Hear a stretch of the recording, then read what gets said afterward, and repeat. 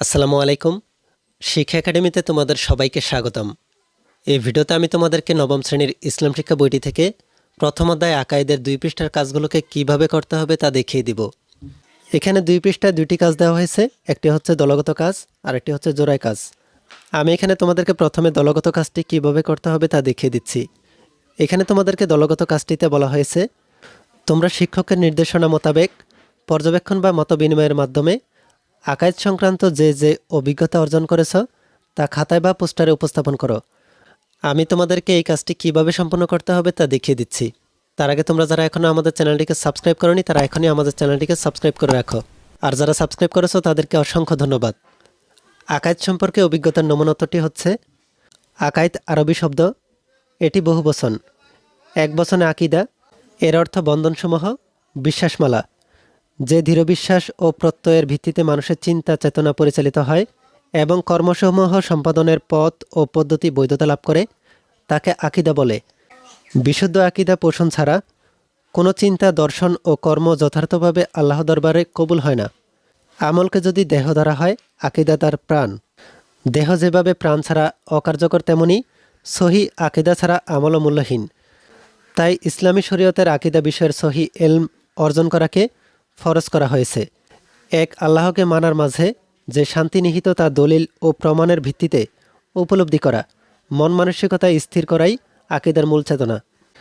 প্রিয় নবী হজরত মোহাম্মদ সাল্লাল্লাহু আলাইহি সাল্লামের উপর ঈমানের স্বরূপ পরিসর, তার শান মান, আনিত জীবন ব্যবস্থার ফেরেস্তা, অন্যান্য নবী রাসূল, তকদির, আসমানি গ্রন্থসমূহ, আখিরাত সহ মানব জীবনের চলার দর্শন ও দিক নির্দেশনা কী হবে তাই নির্দেশ করে আকাইদ।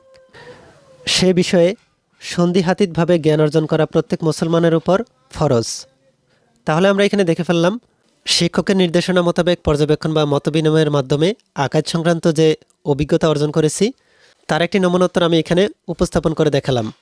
এরপর আমরা দেখে নিই জোড়ায় কাজটিকে কীভাবে সম্পন্ন করতে হবে।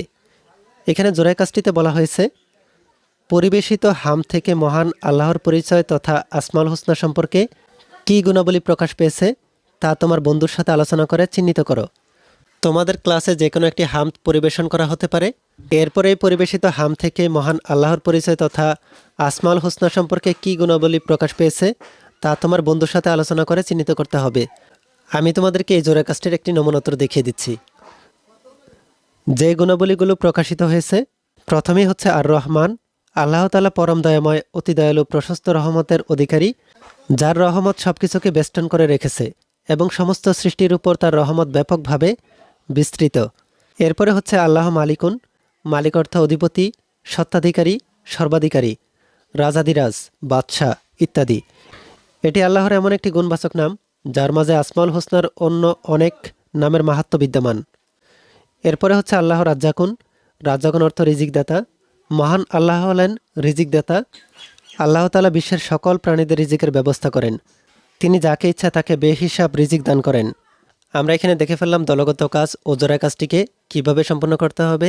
এই ভিডিওতে এই পর্যন্তই। পরবর্তী ভিডিওতে আমি তোমাদেরকে এদের বাকি কাজগুলো কিভাবে সম্পন্ন করতে হবে তা দেখিয়ে দিব।